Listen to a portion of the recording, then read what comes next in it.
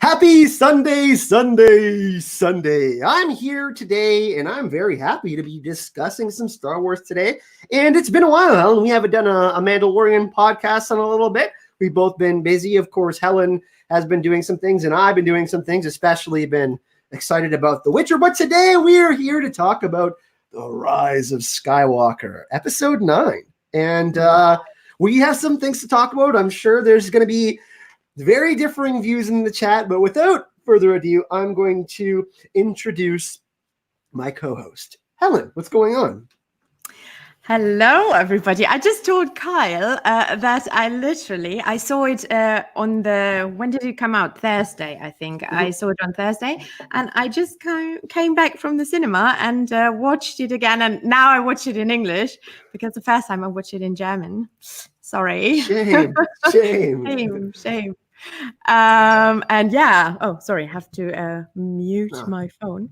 And yeah, it was good. I still enjoyed it, and I'm happy to talk about it. Yeah, there's a lot to talk about. We will also talk about the other movies too. Helen asked me to rank all the Star Wars movies, and you in chat, I'm going to give a controversial opinion for sure. When we get into that, but we got some awesome people in chat. It's really nice to see. We have Maura Lee with a $50 donation before the stream. I think that we should probably point that out. She says, for Obi-Wan Jedi Master and my first introduction to the ways of the Force when I saw New Hope back in 77. Been a fan ever since. Thanks you to Kyle and Helen for all your great Star Wars content and podcasts. Thank you very much. And Helen, Maura Lee is also the first person to press that join button, which I'm super excited about. We got the join button on the channel. And as you can see, she's got a little hype train emoji badge beside her. So, Maura, thank you for joining the channel membership, which is brand new feature on the channel, and also for all your generosity over the ages supporting this channel. Yeah, the ages. She's been truly generous. I feel like it's it'll be 4 years in April. So today we're going to talk about Rise of Skywalker. And how should we do this, Helen? Do you want to rank the movies first, kind of give it a ranking, and then go into the plot? Because there's a lot that happens in the movie. Do we want to give a ranking first, or do we kind of just want to dive into everything? No, just talk fast about the movie and then maybe rank, because I think it's important to understand how you liked it and what you liked and what you didn't like. Yeah. And then we can rank, because this is now officially the end of a saga, an era. 42 years later, we're not even that old. Yeah, it's weird, isn't it? Like, I can't remember a time without Star Wars. Neither can you. Well, it's not going to be a time without Star Wars, because we still have Mandalorian and other They're going to announce apparently a new movie in January. That's going to come out in 2022, I believe. So there's some speculation on that. I have no idea what that's going to be, but some people are saying Knights of the Old Republic. So if that's the case, I'll be super excited with that. But yeah, let's talk about Rise of Skywalker. Oh my God. And I mean, I love Vishad. He's like the best. And I mean, we can jump on this movie, because one of the scenes, I mean, this is now the end I'm talking about, but one of the scenes when you mention Knights of the Old Republic, one of the scenes super reminded me. Do you remember that Vishad, the then emperor, he kind of brought all the Sith together, because that was before the rule of two, right? He brought all the Sith together to a planet, and he literally killed them because he took their life force and their energy, and so he became immortal. And I felt very reminded, with a scene with all these Sith in the background in his Rise of Skywalker, room. The crowd when Palpatine is giving his exposition to Skywalkers. Yeah, and when Palpatine was talking to Rey, and you saw all the Sith in the background, and then he took their life force and energy. So that was pretty reminiscent of what Vishad did. So pretty cool. I loved all the nods, to and JJ does that so well. As other people do and as The Mandalorian does, but the nods to legends, because I love legends. I love the stuff before Disney took over, and they took a lot from there. So let's just go out right out there and talk about our favorite part of the movie. And I'm going to go first because I'm really excited about this. And I want to talk about Ben Solo for a second. Because if we go back to the original prequel, part of the tragedy of Anakin was that Padme ended up dying, right? Like Emperor Palpatine put in his mind that Padme was going to die and he couldn't save her. And he obviously loved Padme very much. And we know that Kylo Ren or Ben Solo looked up to Darth Vader as his idol. But the inverse happens. We see Ben Solo save the one he loves and do the inverse of Vader, essentially saving Rey and sacrificing his life. And people are saying, yeah, like I wish he still survived, but and as much I wanted Ben Solo to survive, that moment made me cry. I thought it was super epic. And we've seen Kylo Ren make this huge transformation into Ben Solo. And you see how calm he is in that moment. Like he's meditating and like 100% aligned in his spirit with Ben Solo, with Skywalker. And that to me was the most powerful moment in the movie. And I was like, the people in front of me were crying, behind me were crying, beside me. And the whole theater was like, oh my, and to me, I'm gonna go, like I have to say that's one of the most epic moments ever in Star Wars. Yeah, and you saw the build up. You saw the build up to that he was so happy after his father kind of released him, right? He was so happy when he jumped in like you saw for the first time. Ben was a Jedi, right? He was a Padawan under Luke, but this was his moment, and he became a Jedi. And you saw him like his fighting style, everything, how he moved, everything. He felt. So, and this is when I saw it for the second time, I understood it better. He was free, right?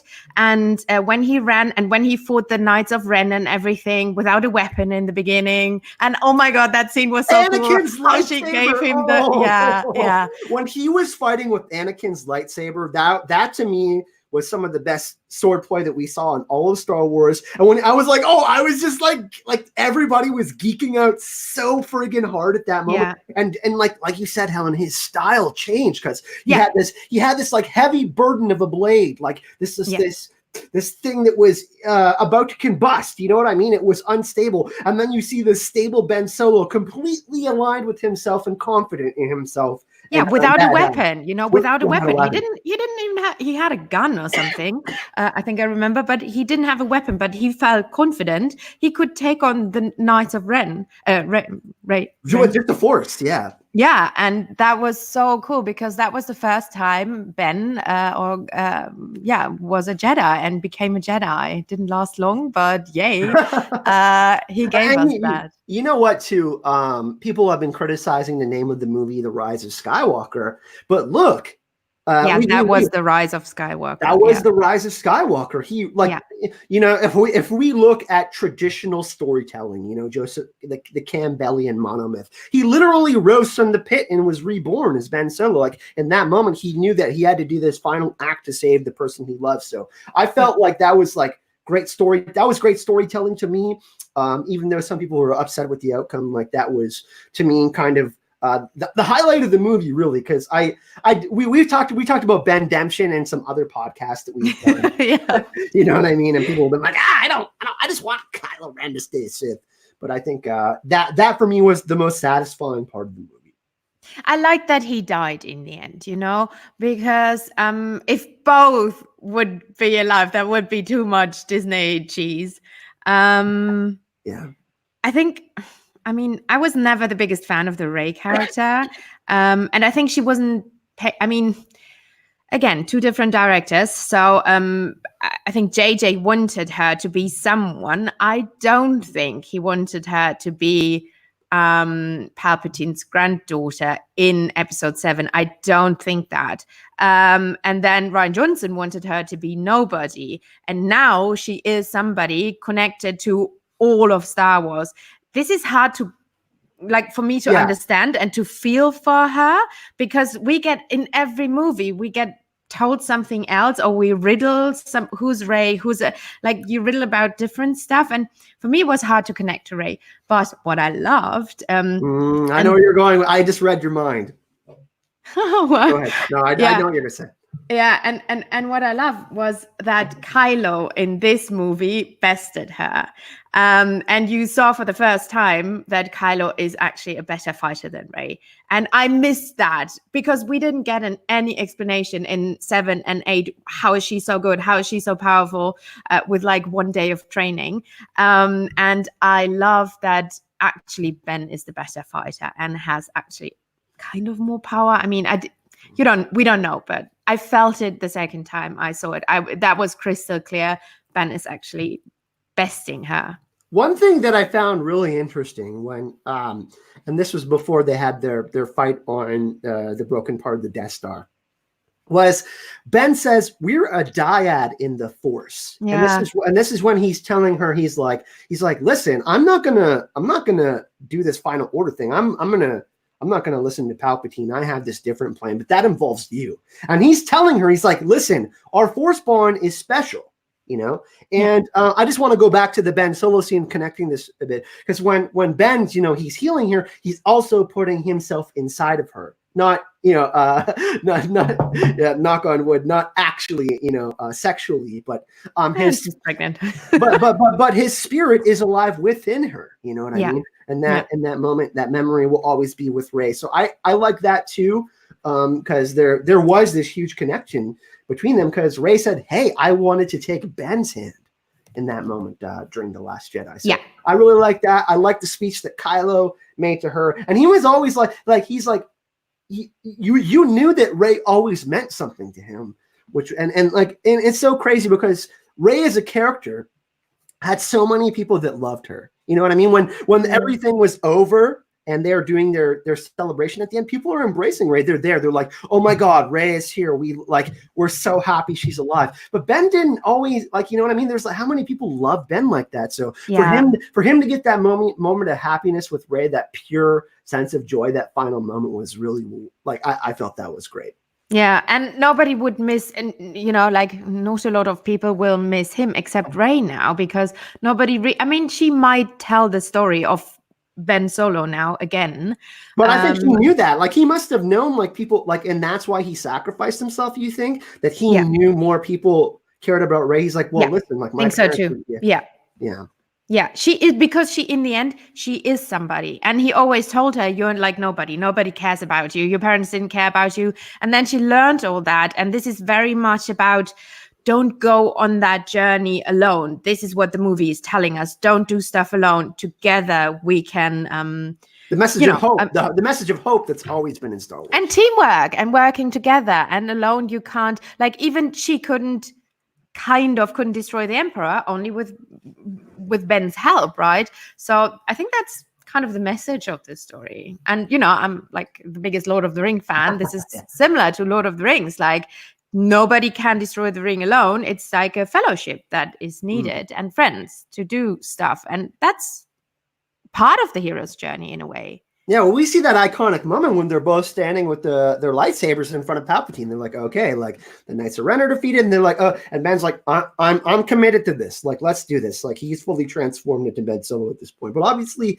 you know, there has to be some sort of consequence to killing this, like, super powerful being in Emperor Palpatine. This person who is, you know, kind of weaved this evil throughout these whole 9 movies. Like, he's the ultimate evil, essentially. And he, you know, you mentioned earlier, you know, had all the Sith within him. We saw the kind of crowd of the Sith, that really kind of gothic music in the background when he's my God, that was epic. I want to find out I mean, I think when the visual dictionaries are out, we might find out what all the statues were. I'm pretty sure it's Exar Kun and all these impressive and well-known Sith lords. And I want to know who was there. And Robbie is asking let's mention the chat. Maybe there are some people in the chat. Robbie asked a really cool question. Who do y'all why do you all think she buried those lightsabers? I don't think, because this is now I mean, she took on the name Skywalker, right? But I think this is now a new kind of Jedi, and all the Jedi live in her, right? This is what Luke told her. But I think she understood and embraced with her yellow lightsaber. She's embracing the dark side in her as well. And for me, always, like, I love Qui-Gon, right? And Qui-Gon was one of the, and other Jedi as well, was one of the Jedi that understood that you can't just be good. You need to understand evil to learn about evil, to beat evil, right?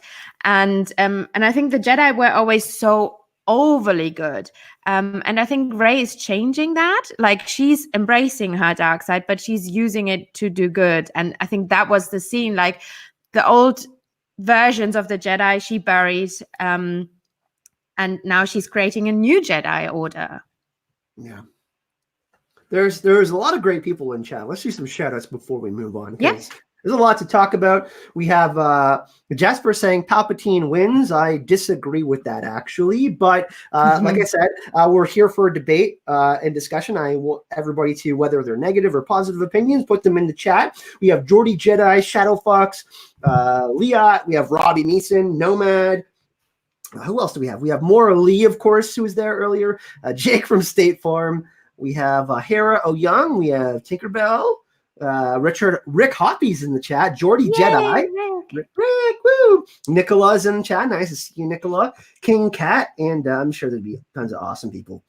Yeah, like, and one of the, me and you kind of talked about this before the movie came out, and because we both watched Star Wars Rebels. I think I'm on like season 5 now. I really plowed through it. I love it. But one of the things we talked about was the dagger of Mortis, and I thought that, they kind of gave some nice, cool vibes of that on Exegol. You know what I mean? Like the kind of the world between worlds. We saw that, which is really interesting. I had the name written down, but I'm currently not near the book. The name of that, it's an old Jedi ship. It's like a 30,000 or 40,000 year old Jedi ship old Sith ship that Palpatine was in, with all the statues and stuff like that. So this like the Jedi, JED apostrophe AIII. I don't know. Anyways, for those of you that like Star Wars lore, we're gonna look a little bit more into that in another video. The original Jedi. Yeah, the original Jedi. So I really like the symbology and mythology of this movie. I thought that was really cool. Like you said, you enjoyed kind of like the idea of all the Jedi and all the Sith, this like idea of completion within the movie. I really thought that was cool. So where should we go from here? We've talked a little bit about, we kind of started with the end of the movie, which is funny. Let's talk about let's talk about something fun for a second. Babu Frick. Oh my God, I love him. I love Babu Frick. I love Babu Frick. He was actually a consideration for those of you, like I announced earlier, that we have the join button. And for those of you that do join, get a special Baby Yoda emote. But I consider doing Babu Frick. That's how much I love Babu Frick. He was great. Hey. He was super cute, and I loved him. What do you think? In German, he had kind of like a Polish accent, which was really, really weird. And then I watched the English version today. In Polish in German? But very weird. I prefer the English version, the original version, as it always is. But I loved him. And then when C-3PO said, "Oh, Babu Frick, he's one of my oldest friends," I was like, "Oh my God, I laughed so hard." Yeah, he was great. I really loved him. I would love to see a spinoff. Like, I'd love to see him and Zori Bliss. I would love to see kind of them in a little spinoff. It was cool because C-3PO was like, "I got another plan," and he like just takes him down. He's like, "Oh." So I really love that because they always include these fun alien characters within Star Wars. We got a new droid in this movie, which I wasn't like super fond of, but it was cute. I love BB-8. But I really liked that Babu Frick. Like, he was that nice little, in all these serious moments, he was kind of like that comedic relief that you need for something with the scope of Star Wars.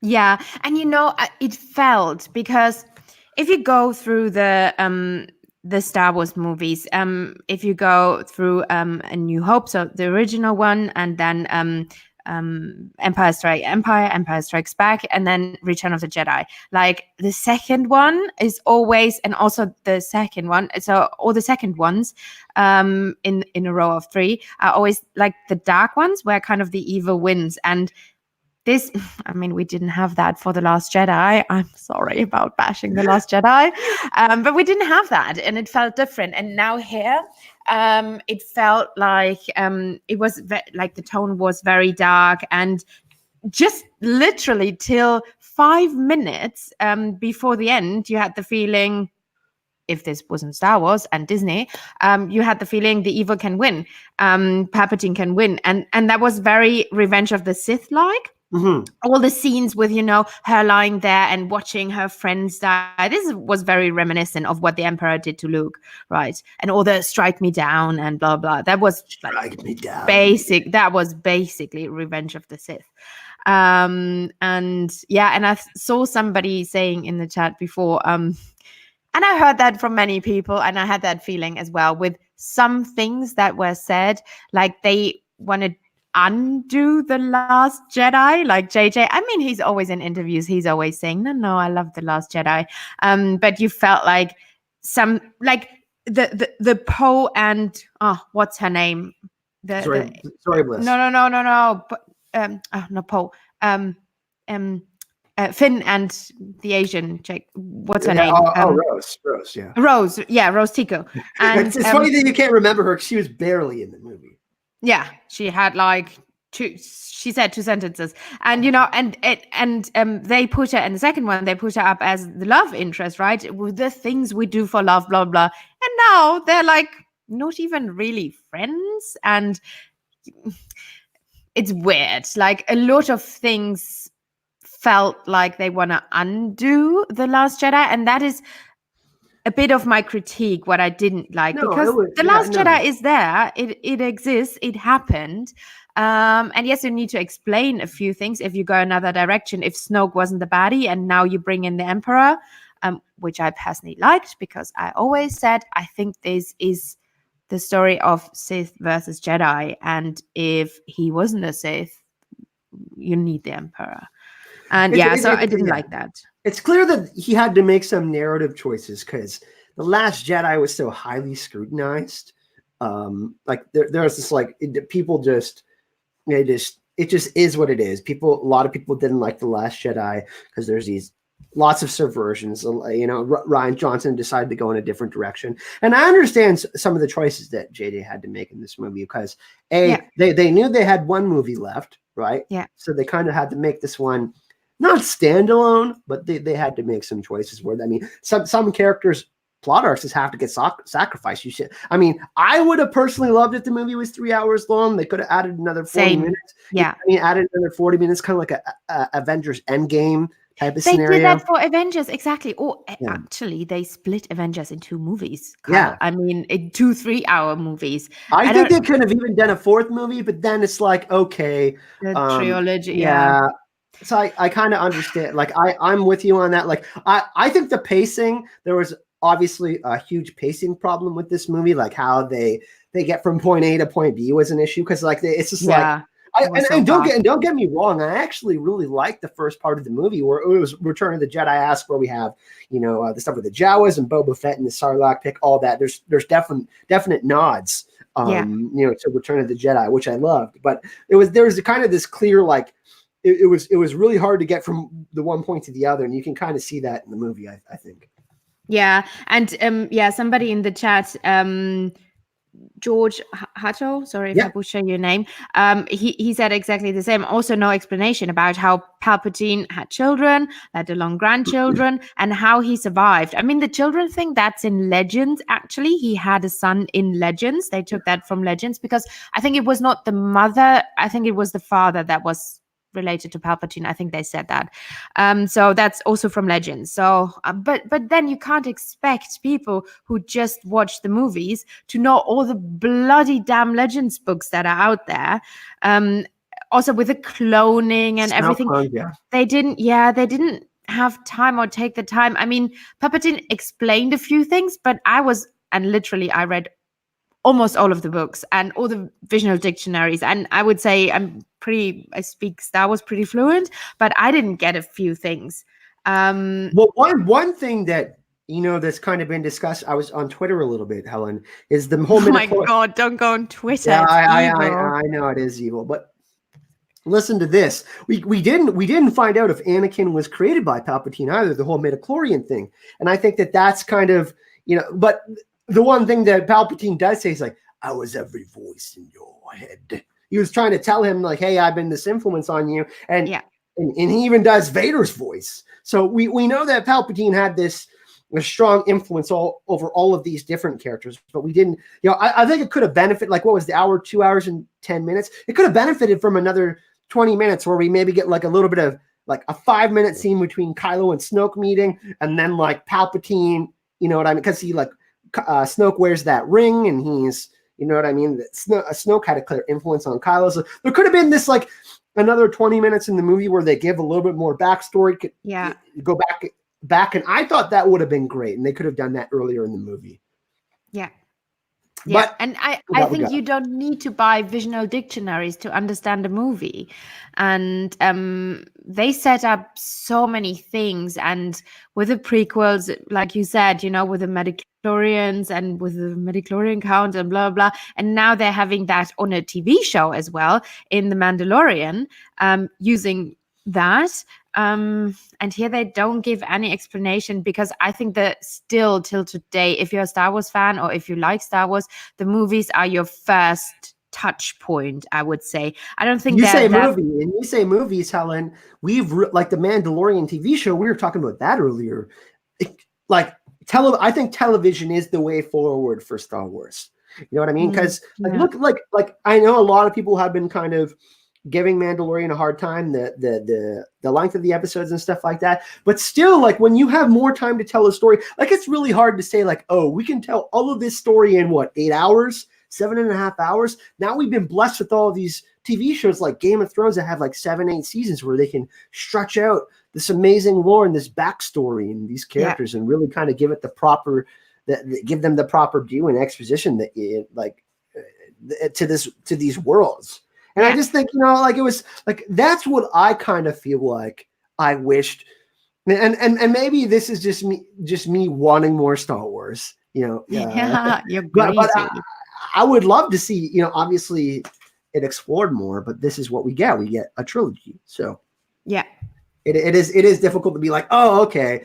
And it is fair to criticize. It is fair to criticize, because it's like, how much can you fit in each movie? Like, there's things that you got to cut. JJ had to make clear, creative decisions and like say, okay, this is how we get people to like this movie or try to like this movie. Yeah. I mean, I'm not a person. I enjoyed the movie. Obviously, there's no perfect, except Empire, movie out there. and that movie was highly scrutinized when it first came out, by the way. When it first came out, because it was so dark and people didn't understand things. And there you see that it kind of worked out, because George had he didn't have everything planned out, right? You see it in the first one where Luke kissed Leia. They were not always supposed to be twins, right? So his idea grew over time producing those movies. And this is what happened here. The prequels were different. He had them mapped out up front. And here you have two different directors with a different vision. And I think that for me, that was the problem, that it's not connected, because I wanted it to I'm still annoyed and pissed till this day that I didn't get a real explanation about Snoke, because he was built up, and that Phasma was like a joke, and that Hux was a joke and stuff. He was kind of redeemed now, but still, that scene, they could have given him a bit more with a mole thing. Because if you like Rebels, in Rebels, it's also like, oh god, I forgot his name, but one of the Imperial officers, he's also the mole. And that's a very similar storyline. And it's a bit one of the that clones, was my problem. That was my problem with it. But otherwise, I loved the movie. It was a great cinema movie. Like, you got to go see this in theaters. You know what I mean? Yeah.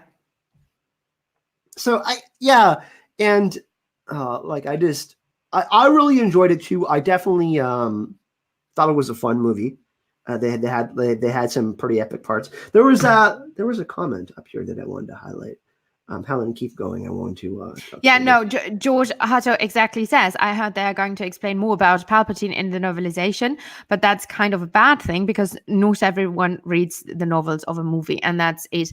And if you read the comics, I love the comics, and there are two comics that explain the relationship from Snoke and Kylo Ren, how Snoke trained Kylo, with the cave scene and everything, let go of your parents, blah, blah, blah.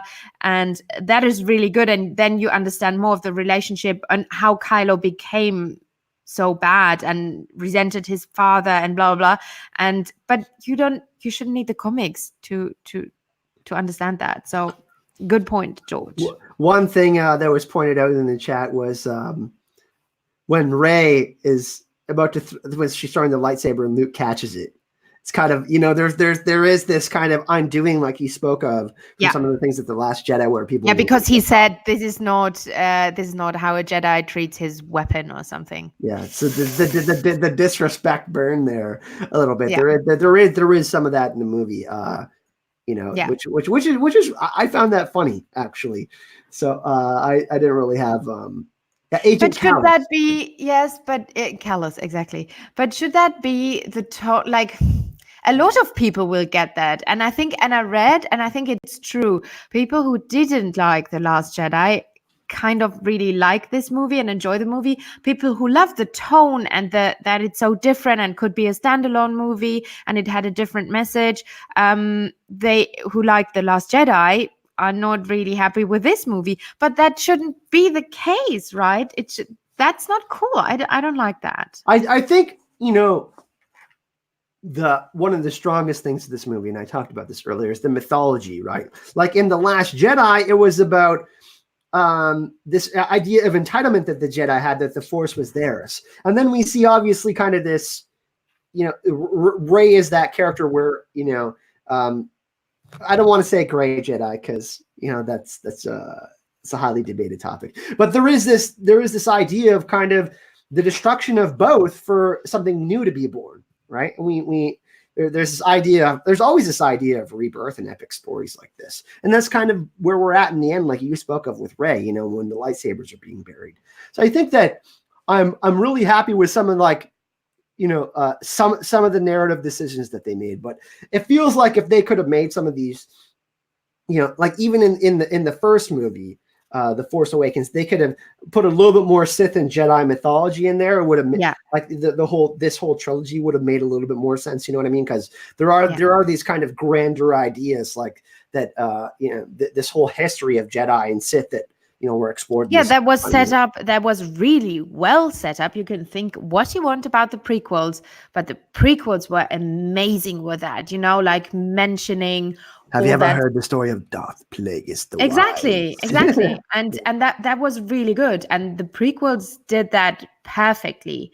Also with, like how the Emperor took over the Senate and all those politics. And that I was missing. I'm a big fan of politics, and I was kind of missing that here as well, because isn't Kylo Ren supposed to be the supreme leader now and the leader of you didn't see that aspect at all. Like, in the end, there was this idea of this fascist movement with the Final Order. Yeah, they set that up in 1 and 2, but but it was like it wasn't really explored in this movie because they just kind of had to get to the end. They had to get to like, okay, Palpatine's the bad guy, he's gonna die, and then it's like, how can we most quickly get there? Yeah, but it was all about the Sith and Jedi religion, and it wasn't about the politics to rule a galaxy and stuff like that, which was a big part of Palpatine because he was so good at manipulating and getting power in the sense. Yeah, and that aspect I missed because it was more about the myth and religion and those things. So, and I always loved Star Wars politics, and you can think what you want about those guys. Oh, good. The one of the clear themes of the movie is what I spoke about earlier is rebirth, and there's always this like one thread that connects all of these different characters, in all the movies, and it's like, and like we were talking a little bit about The Witcher earlier, Geralt of Rivia, like this idea of inaction. You know what I mean? What does that mean when you don't strike down these evil people? This idea of lesser evil, good or bad, and I think that this movie was pretty clear with the theme of rebirth. But like you said, the prequel is kind of like we see this rise to power for Palpatine, the Sith, what the Sith really represents. And I feel like some of those things were kind of lost in this new trilogy. Because they want to rule galaxies. That's that. They don't want to stay in a little shitty planet. They want to rule a galaxy. That's what they want. Yeah. And I was missing. I don't know. Just from a storytelling standpoint, and the one thing that is more difficult, and I mean, there's 9 movies. Like, how do you take all these connected characters over nine movies and not do the same thing over and over with people getting bored? You know what I mean? Like, that's kind of a difficult thing to deal. We don't. Yeah. I mean, Christopher Nolan's Batman series, one of my favorites. Like he had this like kind of clear beginning and destination where he was going to take. And because of what happened in The Last Jedi, there wasn't this like clear connection between the end point and the beginning. You know what I mean? Like it just unfortunately wasn't as strong as what I mean, nothing will touch the original trilogy. You know what I mean? Like those are just the best films, because that's the clear point that George Lucas wanted to focus on and make his big points about his story. But it's definitely hard when you add more, like when you want to expand a universe, you know what I mean? Yeah. And the thing is, what I always wondered why that is, because we just accepted in the prequels, a lot more is explained how people came to power, how people lost power, blah, blah, blah. In the prequels, it's very well explained. In the original movies, it's not. There's this guy, his name is Emperor Palpatine or the Emperor, and he's just there, and he's the Senate, and he's there, and you don't get many explanations like you don't get here. But there, I wasn't bothered by it. I just accepted it. I was like, okay, this is the baddest baddie of all the baddies that ever existed, and plus Darth Vader, and you just accepted that. And now people, I don't know, is it our age? Is it because we've seen much more that we expect more? What is it? Because I was not satisfied with what they gave us, and I wanted, like I said before, I wanted more of these informations, but I accepted it in the original ones. I just accepted it, and I was like fine with it, and I loved it. That's weird. Tim Aff brings up an interesting point in chat. He says, it just kills me that they did Vader's redemption dirty.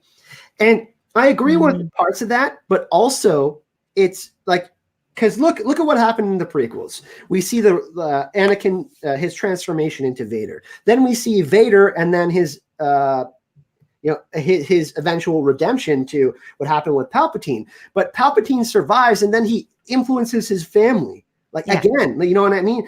Vader's grandson. And I think that the fact, and like I said, one of the most powerful moments of this movie, and I'll go on record and saying it again, is the fact that Ben Solo was able to do the inverse of what Vader wasn't able to do. And it's all related back to hope and love. And he realized that he had an opportunity to save the person that he loved the most that was still there. And that, everything is set up to be Anakin is the chosen one. And then in the end, that's where the problem is, right? Because Rey is the chosen one now. Yeah. And that's what I totally understand. But again, if you... like, history repeats itself, and I don't think and I think somewhere it was even mentioned that there is not just one chosen one, that it will be repeated and repeated and repeated.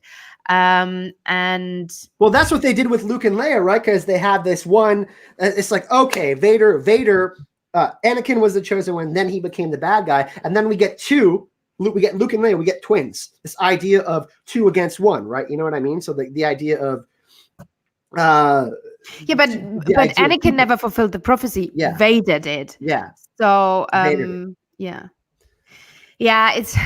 I really didn't like that. But then what could they have done? Like, let Anakin back in and have Hayden Christensen kill the Emperor. That would be weird. And again, I think I said it in one of the streams we did about The Mandalorian, you know, each generation, we have 3 generations. I just said it. Star Wars is 42 years old now, older than we are.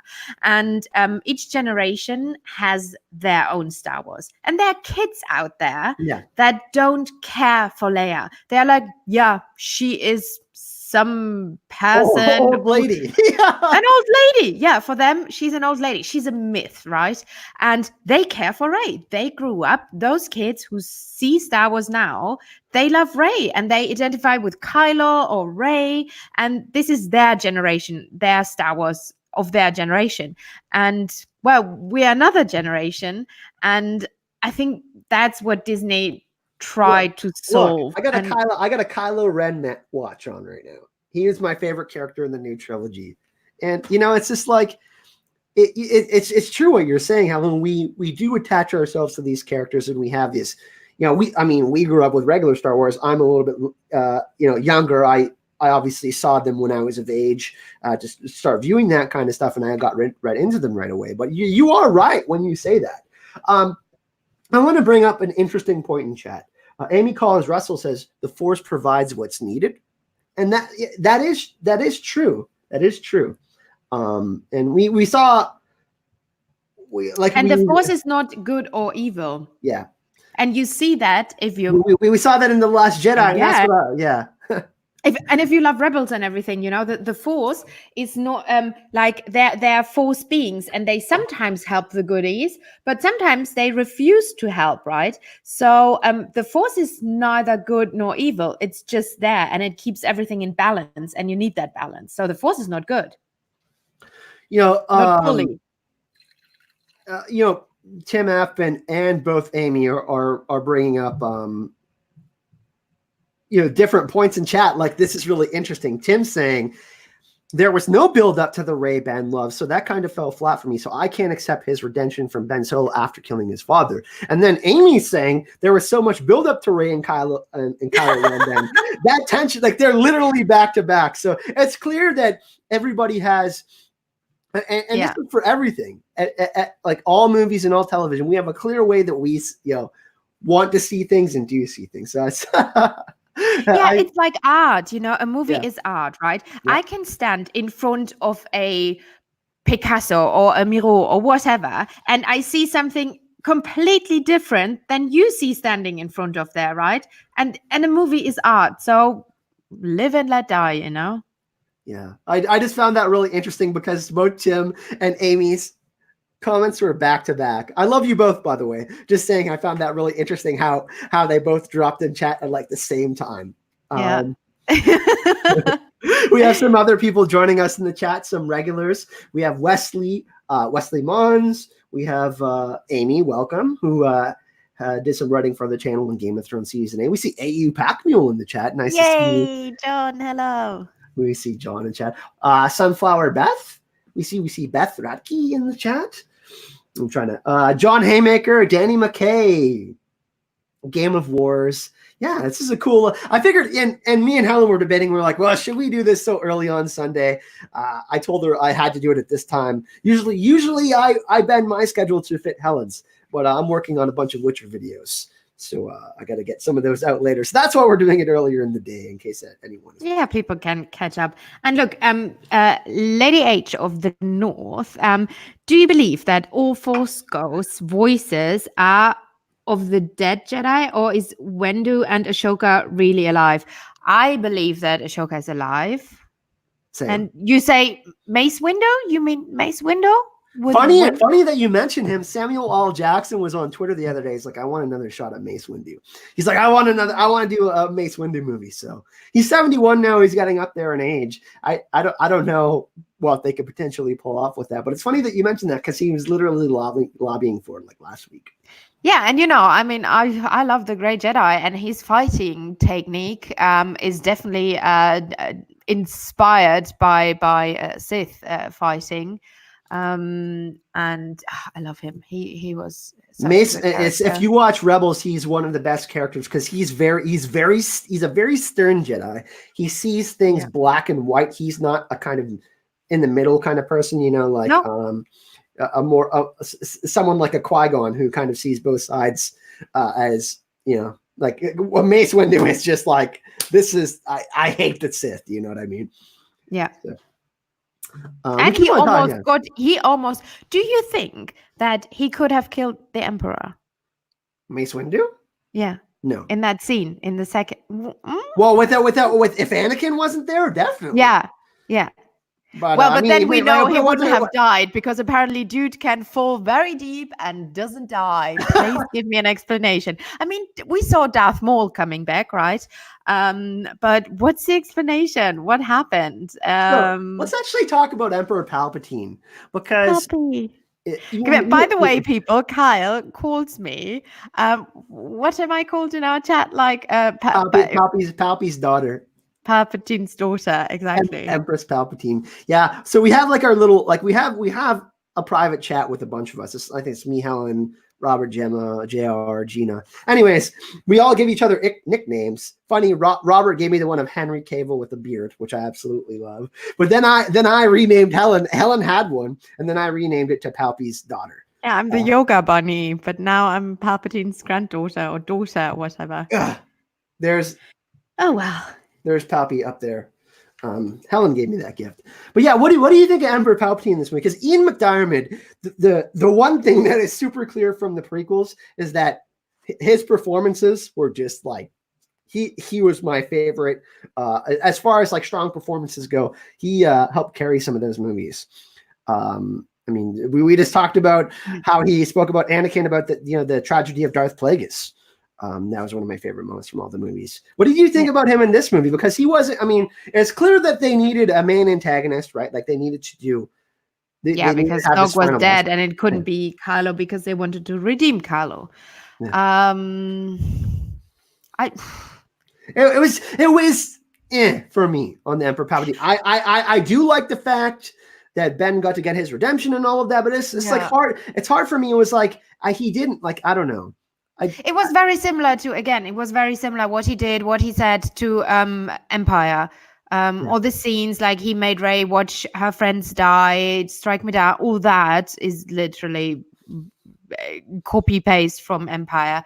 So, but I love he's one of my favorite characters. If you read the novelization of, but I think that's Legends, but of Darth Plagueis, he plays a big role in there, and it's explained how Plagueis found him as a little kid, or not kid, but as a teenager, on Naboo, and he was from this super wealthy family on Naboo, and how he became so evil, and it's really cool. Like, I love Palpatine as a character, and not much was he was there. He was there to move the plot for Rey and Ben, I feel like. Exactly. Yeah.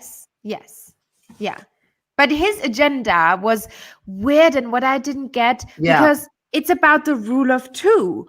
So now because he was always about the rule of two. And now that he took their life force, none of them was supposed to be alive. So who is his number two? Will he find them in the galaxy somewhere?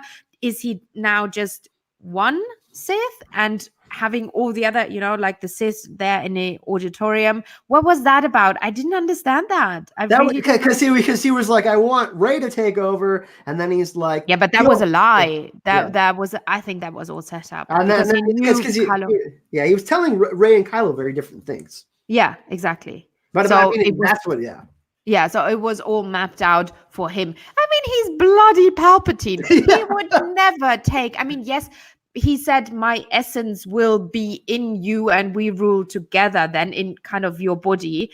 But that's still weird. And he's Palpatine. He wanted the life force all the time because he knew about the duality or whatever he called it of those two. He knew about that because he was Snoke, basically. So he knew about the connection, right? He built the connection. Well, he helped out, Yeah, so it was never about Rey, you'll be the Empress now. No, I want your life force, and I rule alone. But that's against the rule of two, right? So it's weird.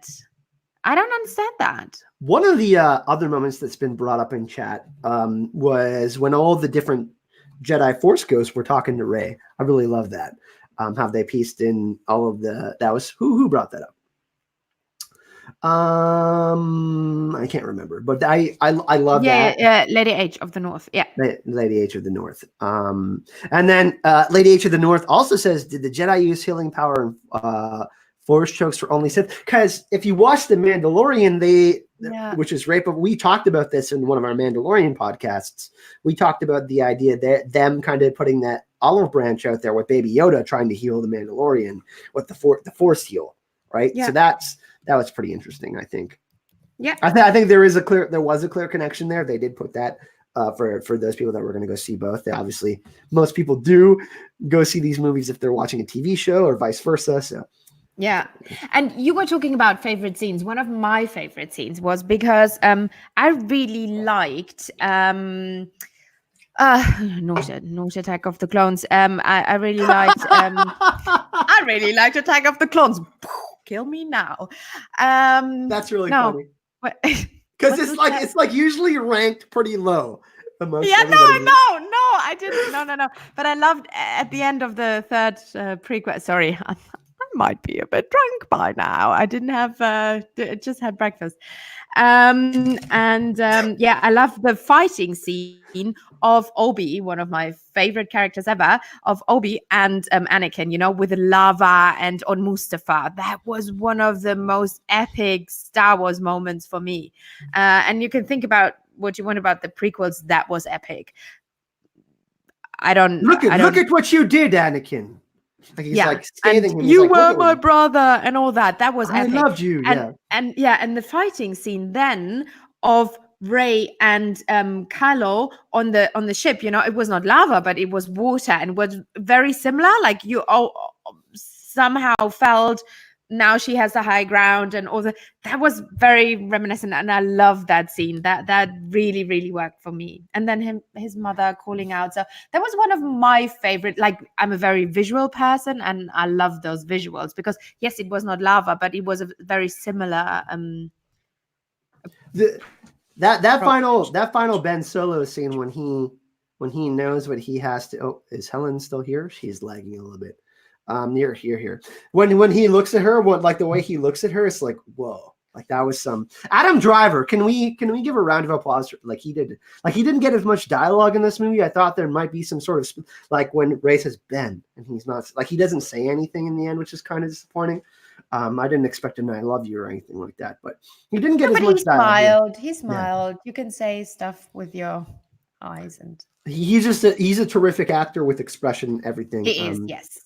And we got some more of that with him as Ben Solo. Another thing that I wanted to point out, Helen, was Lando. I like the Lando scene. Yeah. The Lando scenes were great when he pops up and they're in that, and when they're on the desert planet. I can't remember the name of that one. And he's what's that called? It looked like a festival, like the Burning Man in the desert of Star Wars. I was just gonna say that. It was literally the Burning Man. Man, yeah. It was cool. Yes, no, and the thing is, when you see him in real life coming on all these stages and panels, Billy D. Williams, and he looks very fragile. He's like 74 or something. And in the movie, you didn't feel his age. He looked way younger than when you look at it. Not because he was like they put some filter on him, but he, like, his movement and how he talked and everything. That was cool. It was the Lando we know. Sorry, say that. I was typing in the chat. I was distracted for just a moment. Yeah, and you know, one of the other things that was cool about the Lando stuff was at the end with Naomi's Aki character, Jana. She's like, I don't know who I am. He's like, let's go find out. You know, I love that kind of idea of hopefulness, and there's definitely some connection there. I don't know if they're trying to hint at anything, but he's like, where am I from? Yeah. So because she was on that planet, and he was. I mean, yeah. Let's see.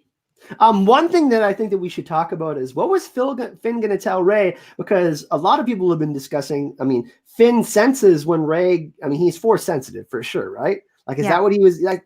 Is that what he was going to tell her? But is that something before you die? Before you think you die, do you tell somebody? I think I'm force sensitive. That's weird. That he wants to tell her he he loves her. And I think this is why he didn't have any, even with Naomi Aki's character, Jenna, whatever.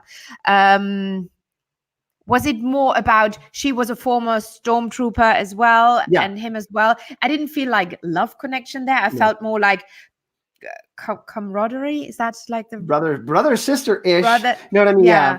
Yeah. I didn't feel like love sparks or whatever. And with Rose, that's also over. And so I think it was like Rey. I mean, it's only one of the two options, right? Because he's like Rey. Like, he obviously loves Rey, regardless, as a friend. I mean, I would be sad if you died and you were taking on some sort of emperor and you were doing some shit like that. But I'm just saying, you know what I mean? It was just definitely interesting. There is a debate about what he was going to say to her, and we don't get that. So yeah, it's fine. We don't need to know everything. I just want to know how to survive. Robbie Meeson says, Rey's a hot commodity. She had suitors all over. Yeah, what is she doing now? So what's like, is she becoming a moisture farmer on Tatooine, or what's the thing? What's happening now? That's what it seems like. The twin son ending was, you know, she becomes like a hermit, maybe like Obi-Wan. I like the old woman there, because that's kind of like her future, if we think about it. Like, that old woman's like asking her who she is, and that's who Rey's going to become. In that, like, you know, in that moment, it's kind of like the self-fulfilling thing. We see the old woman with, you know, this hauling around a bunch of shit, and then Rey's got the droids. I kind of feel like then this is not the same lady. No, because that's not the same lady, because she was on Jakku. This is Tatooine. Yeah. So it's kind of similar. Some planet like nobody cares about. It's like that old lady that was cleaning all the parts, all the mechanical parts in the first movie. There's kind of that connection there. Somebody mentioned Carrie, and I was having this discussion with the Shea from History of Westeros, and how much of a babe Carrie Russell is as Zori Bliss. When she takes off her visor and just shows her eyes, I felt like she, like, for how much we got of her character, she was cool. Yeah, I loved it. And he was always like asking, "Can I kiss you now?" I think at the end, he's like, "Hey," he's like, "Let's go shag." Yeah. And with these, she's like, "Nope." He's like, "Oh, all right, I'll just go celebrate." Like, Rey arrives anyways, right? And he's like, so I found that really funny. And about the end, Carl, because that's apparently a big controversy out there. Do you like that? She said, "I'm Rey Skywalker," or are you more like? It didn't bother me. Yeah, it didn't bother me, because she had such a clear connection to Leia and Luke, and she saw them in the end. And I mean, I think that's what they're like, the idea of hope and family. Like, she never felt like she belonged to, like, she never felt like she was anyone. Yet Luke and Leia, who had to experience some of the same things. I mean, Luke specifically, because Leia got a little bit better treatment than Luke. She was a princess. He was but you know what I mean? That idea that you can like, despite your name, you can rise above whatever situation you're given. You know what I mean? Luke was. I know that what you're going to say for sure. I didn't have a problem with it personally. In the end, obviously, I would have liked if Ben joined her, but we don't get happy endings like that all the time. But I didn't have as much of a problem with it as other people did, because I felt like she was already part of that family. No, I get it. And I think the message here is, your family doesn't write your destiny, your family name. But then again, I would have loved because she said during the movie, somebody asked her, "Who are you?" And she said, "Rey," like halfway through or whatever. Yeah. And I would have loved if in the end she would have said, "I'm Rey." And then the woman asked, "Rey who?" And she would have said, "Just Rey."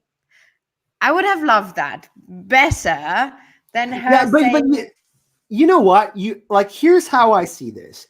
people would have had a negative reaction to her being no one. Oh, this Star Wars trilogy, all this for no one? And like they're having the same reaction for the Skywalker thing. They would have had the same reaction to her being no one or her being Skywalker. They were going to be angry regardless. Like, oh, she's no one. What a fucking waste for this trilogy. Oh, she's a Skywalker. All the Skywalkers are dead. What a waste. It's the same thing. You know what I mean? People were going to have the same reaction regardless, I think. I know. You're right. So I just said that would fit to, and then they wouldn't shit on The Last Jedi and stuff. I mean, go for it, shit on The Last Jedi. But I would have preferred that. But that's just I mean, everybody can think. I'm not a negative Nelly. Think what you want, love what you want. That would have been something I would have preferred. But I'm totally fine because Ben got his redemption. Kylo Ren got his redemption. Luke and Leia, they're Force ghosts now because she saw them, so they are Force ghosts, which is a good thing because this is still like you saw with Yoda. That's a pretty powerful thing and pretty cool thing. And now they're all in their Force ghost world, partying and whatnot. So that's not a bad, it's not a bad thing. So that kind of bugged me, but it's fine. Pulling a Robert, I'm taking off my glasses here for a sec.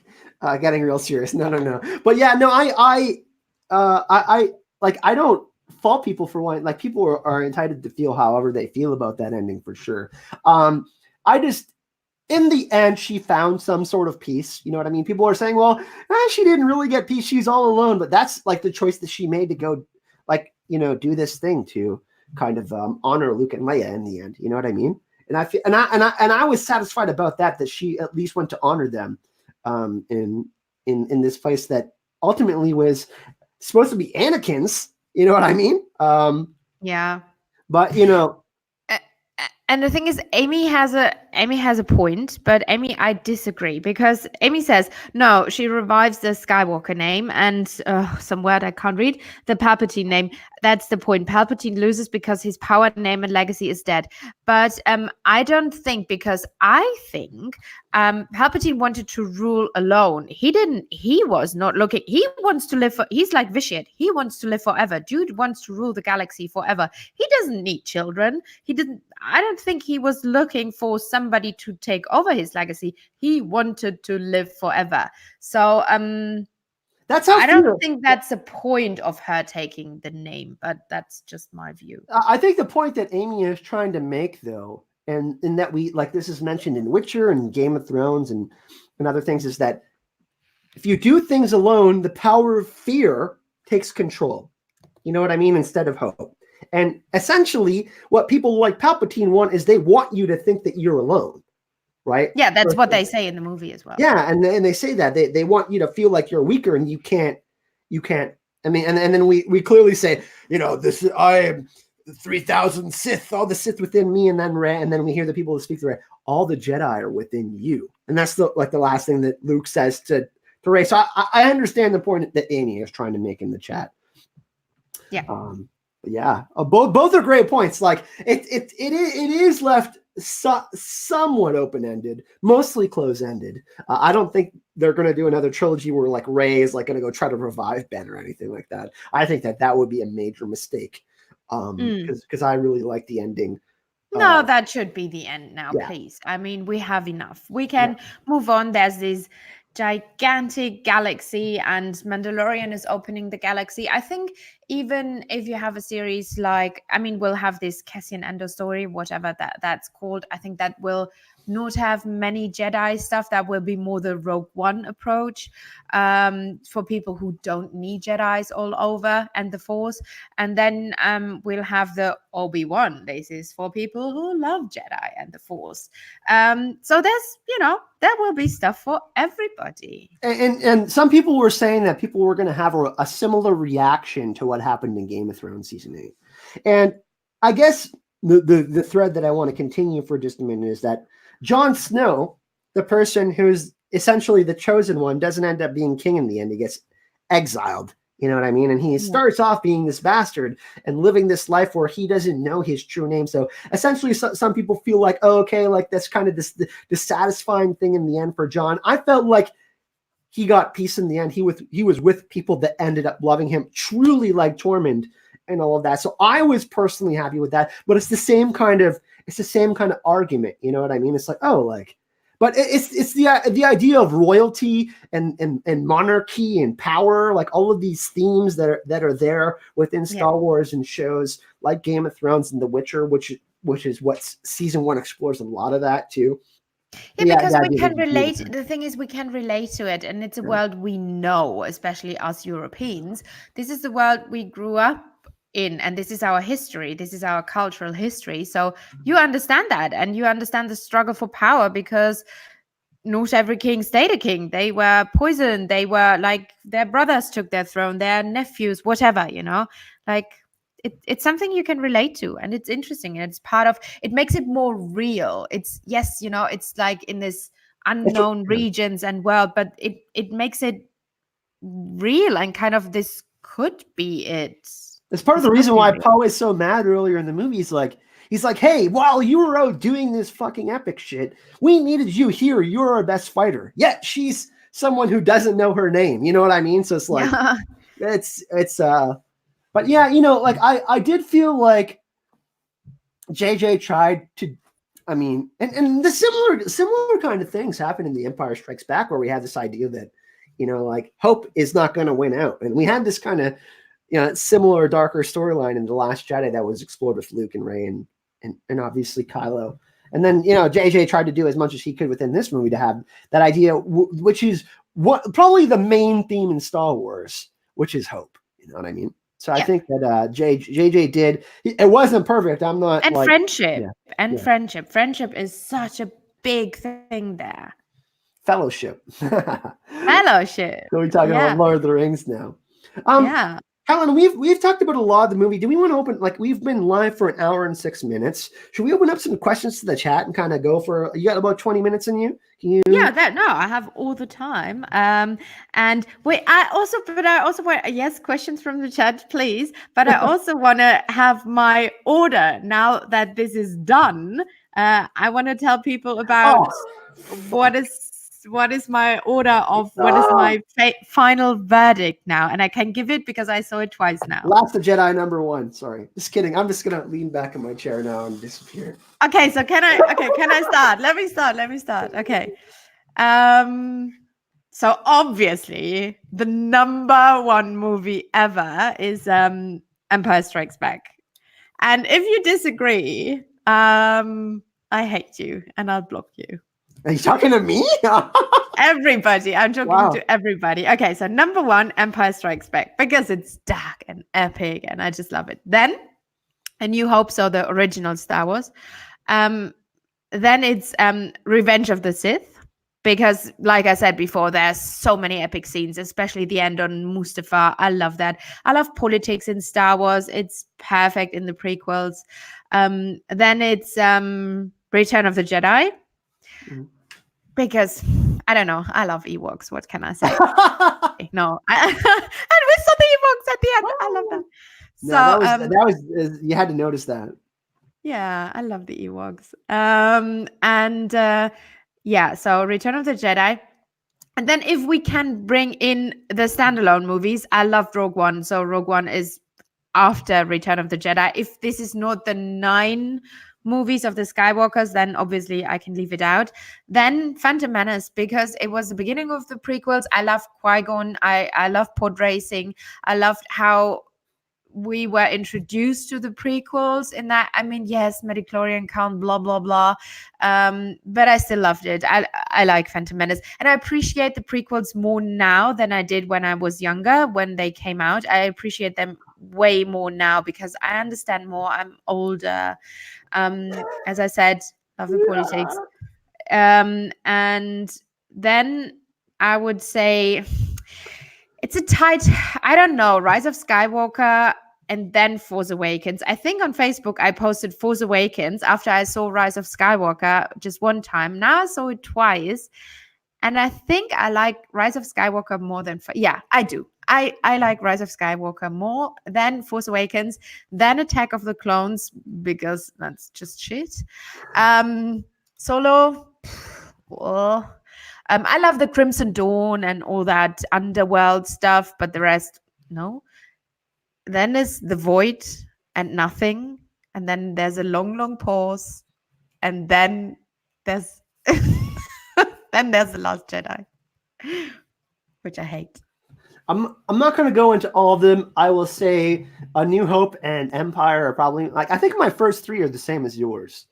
I really love Revenge of the Sith, especially because of the performance of Ian McDiarmid as Palpatine. But I would probably place Attack of the Clones and Solo out right at the bottom. Last Jedi is somewhere up. Like Return of the Jedi is okay.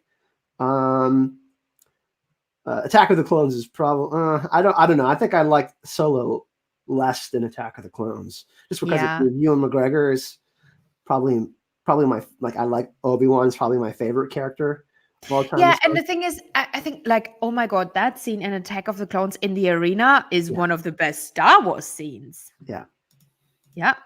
And Christopher Lee as Count Dooku, which was mentioned a lot earlier in the chat. Yeah, oh my god, Winniehan. Yes, A New Hope is my second favorite. So it's Empire Strikes Back and then A New Hope. Yeah, no. Let's take some questions from the chat. Okay, so there's people kind of giving out their stuff. We'll take some questions, everyone, in the chat. I will take this opportunity to shamelessly plug that we have the join button now on the channel. We've been approved, which is pretty cool. You can join for $4.99 a month, and you basically get some pretty cool perks. You get a badge and special emojis. They're a Baby Yoda badge, a Witcher badge, Hype and Love one, and a Hype Train one. Pretty cool. And yeah, there's going to be bonus content for everyone that signs up. So you will see the join button right beside the like button. And if you are enjoying this, of course, please feel free to like the video. Where did Helen rank A New Hope? Yeah, it was number 2, Joan, for Helen. Yeah. So we both enjoyed the movie. Both enjoyed. I watched it in theaters. Enjoyed it. Danny McKay's question. Let's check. How awesome was that tiny alien that broke up 3PO's brain? We were talking about Babu Frick earlier. Babu Frick. Babu Frick. Hey. That's how he said it. And it's a Canadian word too. I think he's Canadian. Babu Frick is Canadian. Well, I said before, in German he had a Polish accent. I was like, why is Babu Frick Polish? Definitely love Babu Frick. We didn't talk about all parts of the movie, so if you want us to bring up like specific parts, I think like the battles, the lightsaber battles were so sick. The one between Rey and Kylo was really, really good. Yeah, on the in the water. And near the destroyed piece of the Death Star, and then we also get the one with the Knights of Ren, which barely appeared in the movie. Yeah. And again, other characters that were set up to be so great, so big. Yeah.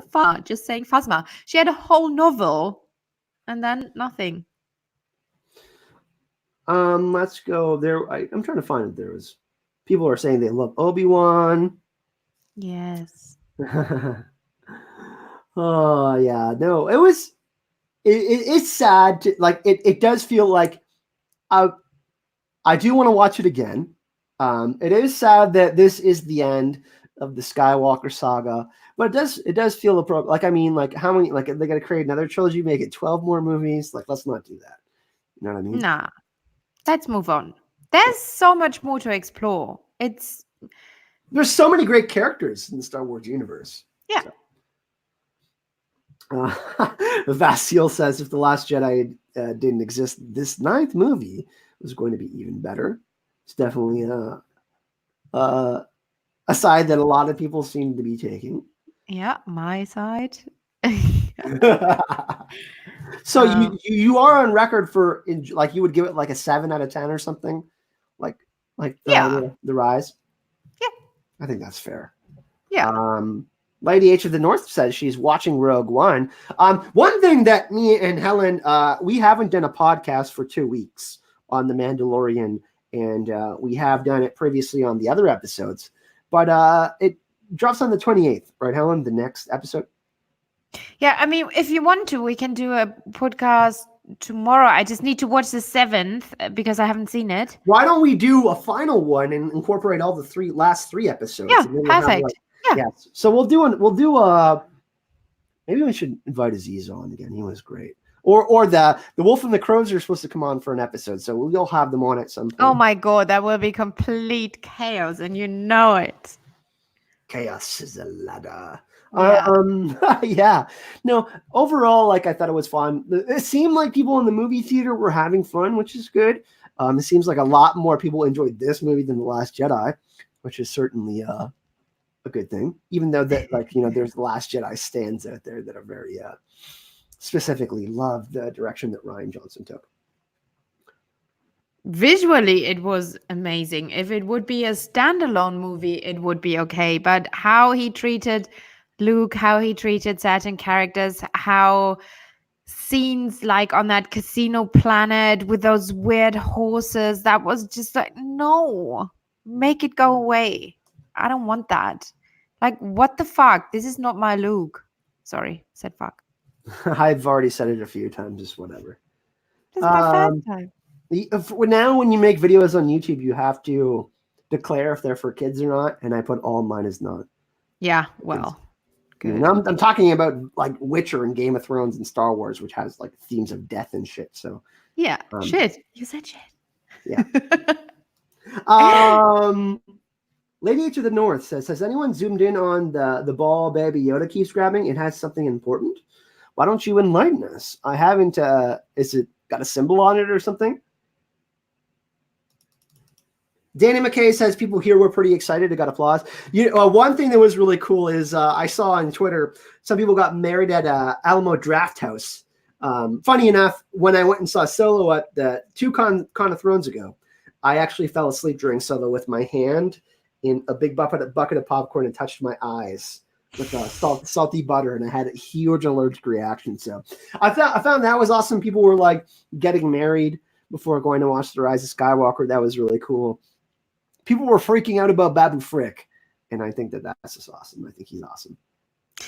Mora is asking any news as to when Obi-Wan will be a TV show. I think next summer, apparently. I think it's 2021 when it's coming out.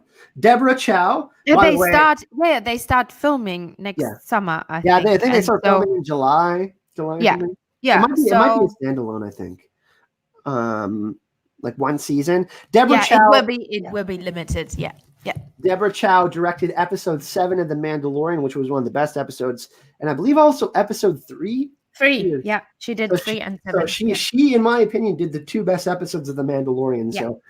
So if that's any indication, people should be really excited, I think. Yeah, and Filoni and Favreau loved her. This is why they hired her for. And Favreau and Filoni are also part of the kind of like the overseeing team for that show. Which is a good thing because Filoni is so deep in the lore, and Favreau, he's just a genius. I mean, look at what he did with Marvel. I mean, I think they're going to give Favreau the overseer job like Kevin Feige. Like Kevin Feige actually has his hand in Star Wars stuff now. And he does, yeah. Yeah, and he's worked directly with Favreau on a ton of stuff, and Favreau's in the movies as an actor as well. So I think that future is really bright. Even if Obi-Wan's only 6 episodes on Disney Plus or something, it's cool because you can think of it as like a trilogy. An hour each or something like that, close to it. We're getting more Obi-Wan stories, so that'll be really cool. Anything I get from Obi, and Ewan McGregor is playing Obi-Wan, so that alone is really exciting. Yeah, and we don't have a Han Solo, Alden Ehrenreich situation like in Solo again, so people will love that. They loved. I mean, I hear many people saying Obi or Ewan McGregor was one of the best things from the prequel, so that says it all. I will say that I'll go on record, and I think that Adam Driver is just one of the best actors in the world. He was, people will say, obviously, that the character of Rey was triumphant. Obviously, I think that she did a great job. But I honestly think Adam Driver just kills it in every single movie and TV show he's ever been in. He's just incredible. I must say, I loved Girls, so I know him from Girls, but I haven't seen anything else from Go check out his IMDb page and check out some of his movies and stuff. Yeah. That he's been in. He's he like his the thing is he can play like the Marriage Story movie. Have you ever seen that? That's with Scarlett Johansson. It'll break your heart, definitely if you watch it. But his like emotional range and his acting range is like pretty much unlimited. Unlimited power, as Palpatine would say. I can't do a Palpatine voice.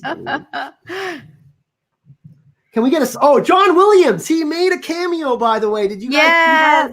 Yeah. He's like shaking his head right before we get to Babu Frick. Oh my god. The music was really good. The music was amazing. So I will give a clap to John Williams. He's just incredible. Yeah, what was your favorite part of the score? Mine was during the Ben Solo scene. That was my favorite music of the whole movie. Where Ben Solo, like with Han Solo? No, the death scene. It was just like I think did it have Vader's theme?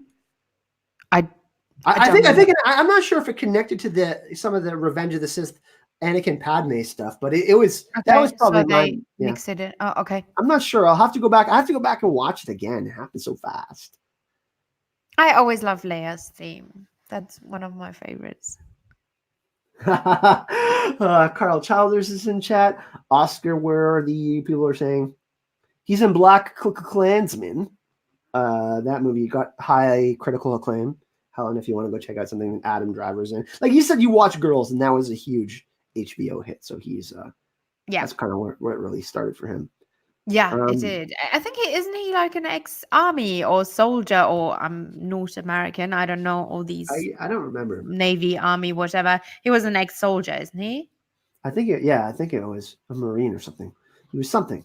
Yeah. Wedge's cameo, says Joan, and also Amy. Former Marine, yeah. Carl knows. I know I'm not seeing that yet. I'm just waiting for that to pop up. Yeah. I'm in the future. I'm from the future. Okay, now I'm in the StreamYard chat and not in the YouTube chat. I'm trying to go back and forth. Oh yeah, sorry. Vlad Riot and Carl Childers, welcome to the chat. He got let go because of an injury. That's often what happens. There was there any other cameos that were worth mentioning? I mean, obviously, we got Luke Force Ghost, which is nice. Luke's friend. What's his name? I wouldn't say which until it's not him. Oh my god, the X-wing pilot. Yeah. And also her driving Luke's X-wing, by the way, Rey. Yeah, Rey, that was that was cool when she had. And they were like, "Oh, we see this is Luke's X-wing. Let's follow it." That was good. Carl Childers says he fractured his sternum pretty badly while active duty and missed deployment, then left the mill. Well, I mean, I think he's doing pretty well for himself. Yeah, he just won a bunch of awards this year, by the way. Billy Lord. Yep. Oh, the young Luke and Leia scene where they're fighting with lightsabers and Leia didn't look like Leia though. Luke was pretty good CGI'd. Leia didn't look like Leia, but Leia bested Luke, which was yeah. And remember what Yoda once said. They were not sure who is actually not the chosen one, because Anakin was the chosen one, but they were not sure who of the twins was actually the better Jedi. And Yoda kind of thought for a while it was Leia, but then Leia got scared and just, she thought, okay, politics is my field now. I don't want to be a Jedi. Yeah, no, it's true. It is. Pricks YouTube is saying in the chat, I like how the Emperor died. Yeah, from both Anakin's and is it Luke's lightsabers both crossed. So that was some people were complaining that he just blew up, but I thought that was pretty crazy. Special effects were great in the movie, obviously. Yeah, visuals, since Disney is taking over, because, one of my main critiques of the prequels is that everything looked too perfect and the worlds looked too perfect, too many aliens, everything was CGI'd, and we were at that time we were not ready for it, and now it looked amazing. So it's just because they still kind of play with a rundown theme, like some of the ships look run down and whatnot, and they found the perfect mixture between making it look shabby and real and like this could be real and CGI. So that's since Disney took over, that is really, really good, because I didn't like that in the prequels. Holy crap, Maura has already donated $70 today. I will share that with Helen, certainly, since she is my co-host. We really No, you don't need to. I'm sorry. Shut up.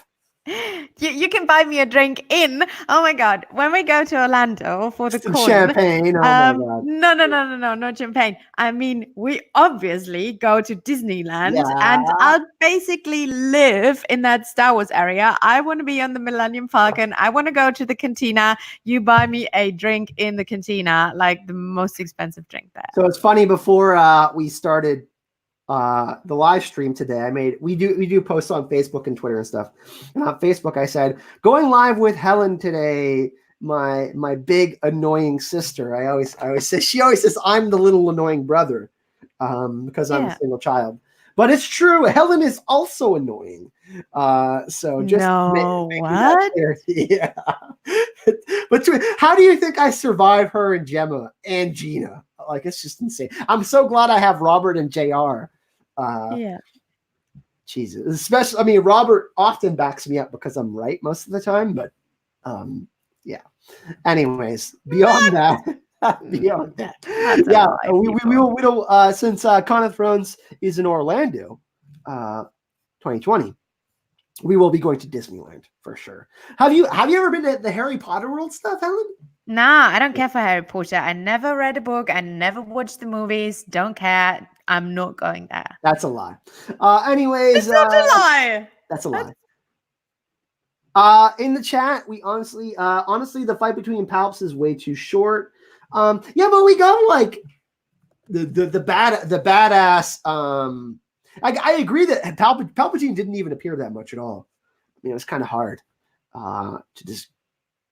You know, I mean, yeah, but they had so much, you know, there were so many stories to tell, and they even had new characters and whatnot. So when would they have time to give Palpatine 1 hour? That's true. Which he deserved. Yeah, which he deserved. We discussed it earlier. 20 minutes could have helped the film, I think. Yeah. Yeah. But, I mean, I would have taken another 4 hours. You know what I mean? So I can't really. Like, you know, maybe they release a super extended cut or some shit. Like, I mean, there will be. I think we'll get like at least 50 minutes additional footage. Which, do you think they'll do what they did with the Lord of the Rings movie and do like the whole trilogy extended of it? Yeah. Oh, the whole trilogy. That would be actually pretty cool. Yeah, that's a good idea. I mean, Disney is cashing out on everything. So, I mean, take my money for Baby Yoda, please. I ordered everything Baby Yoda. So on Christmas, I'll spam you people with Helen is Baby Yoda. Didn't they have like, was it 4 or 5 $1 billion movies this year? I think it was 5. That's a record. So, I mean, and didn't they acquire Disney originally? Wasn't it like for, I don't know, it's like 20 billion or something. Disney acquired Lucasfilm. Yeah. So, I mean, that was I mean, like, they've already made that back. I'm pretty much. Yeah, yeah. Yeah, they've made a lot. I mean, just from the movies alone, I think. Yeah, so Vlad Rise says, I haven't watched episode 9 and never will, but from what I hear, it should have been a 2-part movie. I agree. Actually, I think they should have broke the trilogy form for this one, and this should have been a 2-parter. I definitely agree on that. Yeah. I had sad tears, happy tears, and emotionally moved tears. Yeah, same. It was a lot of emotion for sure. I mean, we like everybody that's here watching this right now. Obviously, we love the original trilogies, and most of us have watched the prequels, and we Star Wars is just part of our lives. You know what I mean? And for like, everything has an end. So for it to end, there's obviously emotion there for sure. Yeah. we grew up with it. I don't remember a time where Star Wars didn't exist because I'm younger than 42. So I grew up with it, as a lot of us did. And also the newer generation. So it's not as important for them because there's so much more. Like, there wasn't Marvel on that extent. It was comics when we were young. So I think our generation is very, like, special about those movies, and let's say special and let's not say what's the correct word. Yeah, I'm missing the word, sorry, but you know what I mean, like entitled. Yeah, That of might be course. the correct word.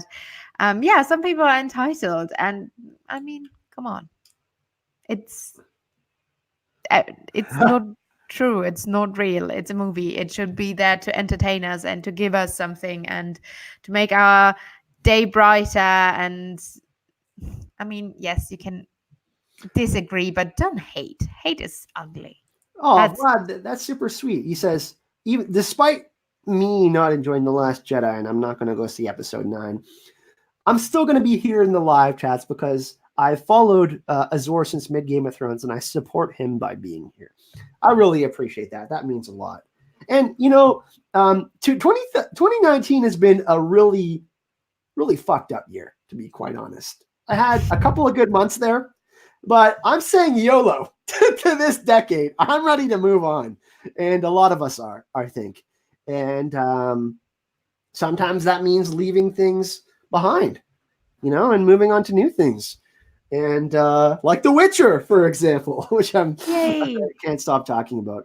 And I Movies love the name. I love the name Vlad because I was born in Transylvania. This is not a joke. Yes, I'm a vampire. It's confirmed.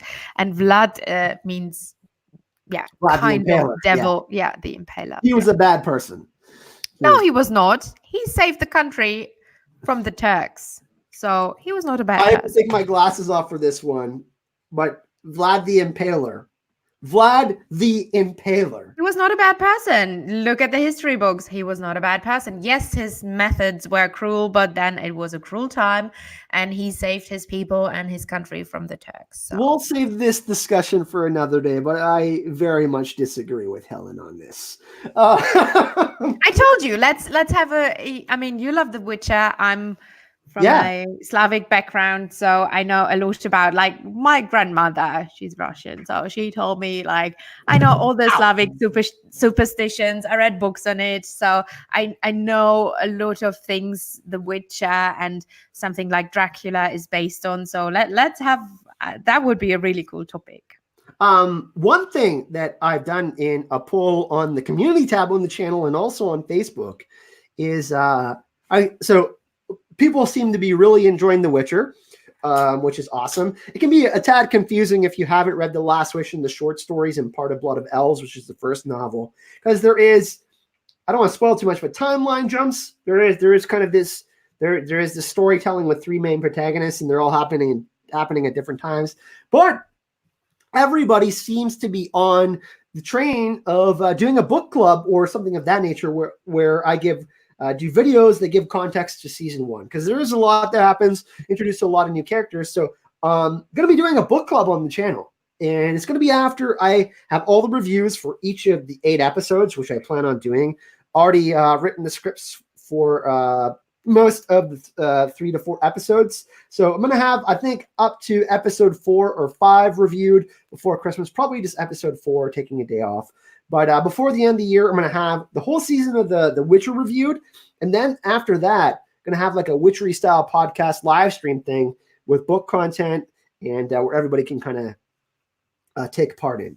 So that is something that's going to be discussed on the channel. However, also The Mandalorian ends next week. We're going to have some news, hopefully in January, about new Star Wars projects. That's still going to continue. Probably not as often, though, since we won't have as much Star Wars to discuss, but there definitely will be other things to discuss on the channel, like Helen spoke of, all of this folklore behind The Witcher. Like The Witcher has as much, well, I wouldn't say as much story as Song of Ice and Fire, but there's certainly as much to discuss.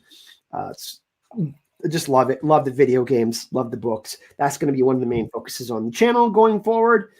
And yeah, Super excited about that. And Helen finally has a channel as well. Yeah. Tell them about it, Helen. Yes, so I made it come true 2 years later, or after being harassed by all my friends for 2 years. I finally made my channel come true, the Clueless Fangirl. I'm talking mainly about, I plan to do Star Wars, but not right now. I have a real job. This is just my job on the side and just for fun. But I talk Lord of the Rings, and I'm starting with all the Silmarillion lore to get us into the Amazon series, because that will be second age. So I try to explain everything what happened before and what the series will be based on. And I have like really deep lore videos, but I also have a really fun podcast with Carol Brown, who some people in here might know. And it's called the Fellowship of the Bling, and we talk about I love the name, it's so me. We talk about topics like curses and dooms and religion in Game of Thrones, and The ages, like the timeline. and the timelines and characters, and it's a lot of fun and I enjoy it. I can't create daily videos or anything, but I try to get out one video a week and one podcast with Carol a week. So I think that's good. And if you're interested in Lord of the Rings, come and follow me, the Clueless Fangirl. And I just spammed it in the chat for everyone, the channel link. Everyone go subscribe. Perfect. And George Hutter is saying, Helen sipping wine like Cersei on the balcony. Yes, George, if you would know me, Cersei is my spirit animal. Cheers to her. Carter. I'm a lion. I created the word lion people. Look what Kyle did to his middle finger. Show it, Kyle. Because we're siblings. So obviously, Cersei is my spirit animal. Go, Cersei. Hell yeah, go subscribe to Helen's channel. Like you said, she'll be continuing to appear on the channel. Also, we send love from Gemma. She's dealing with some things and all of that, but we will see similar cast of characters that you've seen on the channel, like, you know, Robert and Gemma and JR in the future. But for right now, it's just me and Helen today. And we had our fun little Christmas thing the other day, which was fun, with me, Robert, and Gina. So that was awesome. And yeah, this is like, it's like a new time. It's really interesting. We're going, like, hopefully these 20s that are coming up are as awesome as the 20s. The roaring 20s. The roaring 20s. I mean, I'm super excited because, obviously I've done less content on the channel since Game of Thrones, but Westworld comes in March or April, which I'm going to cover. Obviously, The Witcher and Mandalorian have been great. The Expanse is something that I'm going to cover on the channel. I've hired an editor for the channel so I can put out some more videos for you, because I simply cannot. Writing, audio, editing, it takes time. So I got a little bit of help for the channel people, so I'm able to create some different content for you. But my main focus will be on The Witcher moving forward. And we got some exciting stuff on the channel. I am not in the United States. I'm still in Canada. Not going to really talk about that. Unfortunately, some things happened that weren't great. But exciting news, I will say it again. I'm super excited that we have the join button on the channel. I lobbied for it. I sent an emails to YouTube for months and months and months and months, and we finally got approved for it. And basically, you can sign up for $4.99 a month to help the channel. Not asking anyone to do that, but if you do want to support the channel, there is that option there. So you will find the cool new shiny thing on the channel. I feel like it's a cool accomplishment to have it, and how far I've come with the channel. So I'm really proud of that. Yeah, but should be. You should be. But let's kind of do final thoughts here. We're an hour and 37 minutes. Jeez, we're gabby today. Yeah, I never have that time, because when we stream, it's always like 1 a.m. in the morning for me, and I have to get up at 6:30 to go to work. So it's perfect. I have time now. It's Christmas, people. So yeah, overall, we both enjoyed The Rise of Skywalker. Mandalorian, we're gonna do a final recap of that when that comes out. So when's the 28th? 6 days away. That's next Saturday. So maybe next Sunday we'll record something before the end of the year on the Mandalorian. I'm on holiday then. I can do it like we started, Carl. That was how our story started 2 years ago when I became the dodgy hotel lobby streamer. So I can do a dodgy hotel lobby stream. Oh, yeah, Carrie Harrison sending another super sticker. These super stickers are super cute. I loved it. I love the new features that YouTube are including. I really enjoyed it. Enjoy that they're doing that. So thank you for that, Carrie. And of course, the Mora Lee, my God, donating $70. Really appreciate that. Vlad says something. Azor, I realize I probably missed it, but could you repeat what part of episode 9 was your favorite? Yeah, it was Ben Solo. The Ben-demption. That was my favorite part.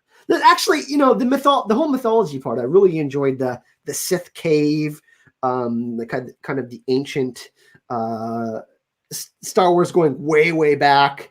This idea of this like far gone ancient civilization that was kind of teased a little bit in The Last Jedi with Luke. So I really enjoyed that. But Ben Solo, his transformation and the Reylo stuff was my favorite. Helen, your favorite moment, and then we'll say our goodbyes.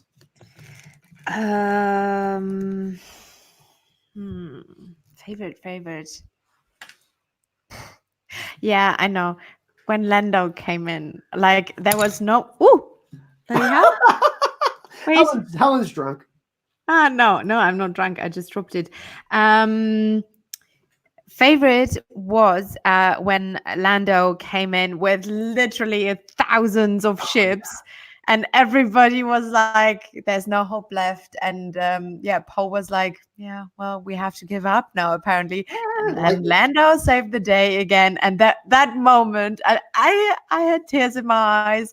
I said before, I cried commercials, but that was it for me. I love that scene. It was epic. And then, you know, one of that general, the new general, he said like, no, it's not a fleet. It's like individuals. It's like basically, you know, that story of the farmers trying to defend their land or what, you know, like I love General. that. I think it's General Pride, I believe is Pride, yeah, whatever. the guy who killed Hux.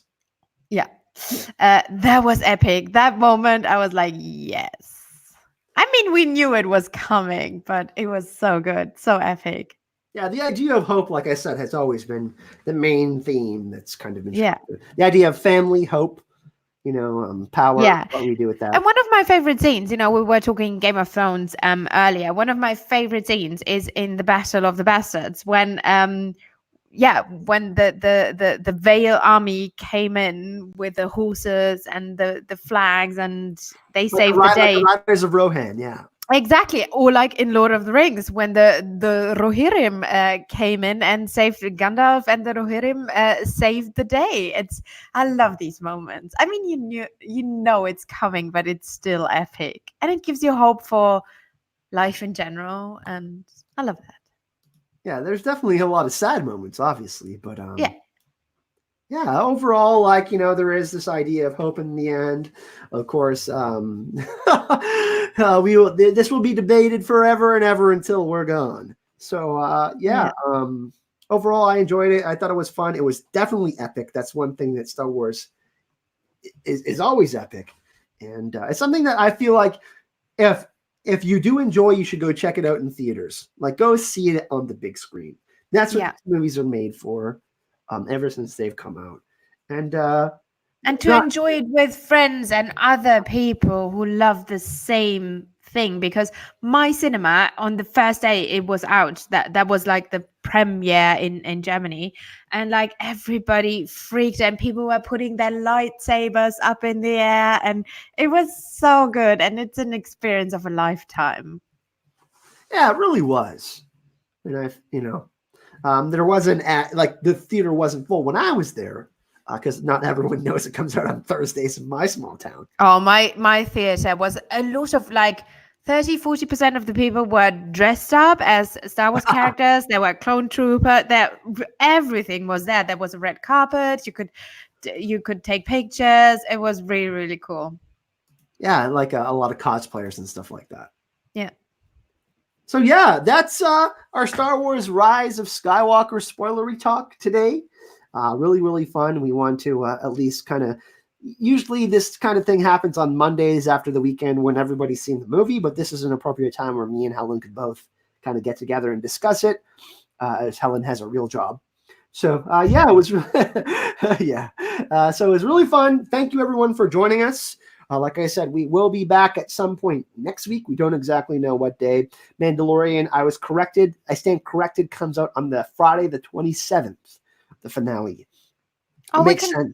do that. I think I fly on the 28th, so we can do 27th.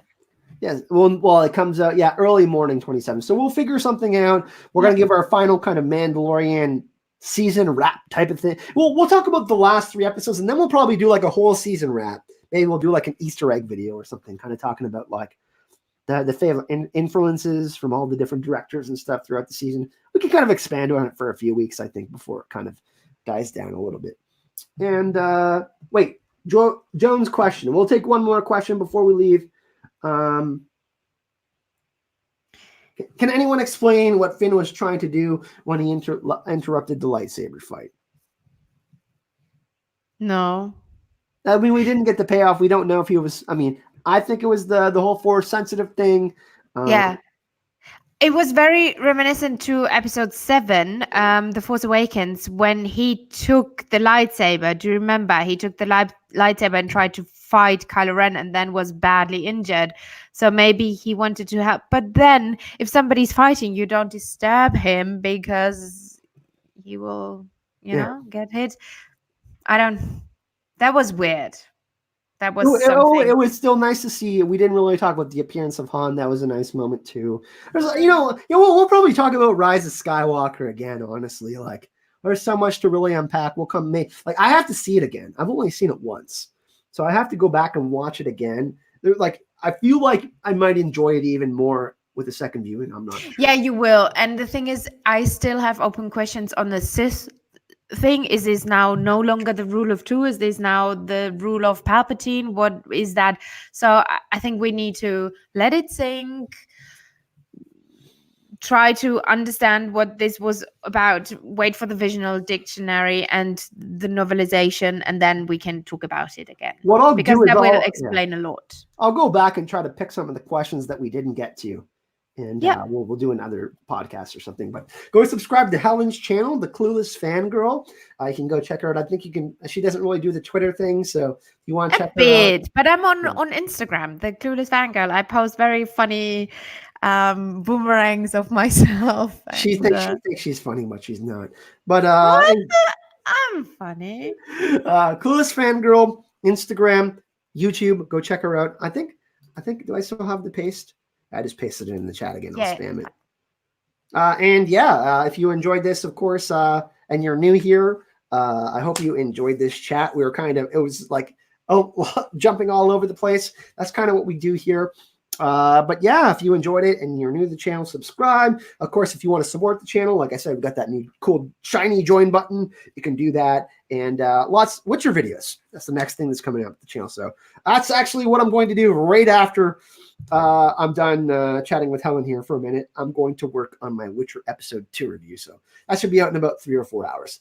Thanks for joining us today. Really, really appreciate all the generosity, the donations, all that. And have a happy holidays. See you soon. Oh, Maura Lee with another one. Yeah, no. We got that. We got that. But thank you for the other donation, Maura. Ending the stream with a bang. Another donation. Really appreciate that. We'll see you in the next podcast next weekend with The Mandalorian. Auf Wiedersehen. Hype and love.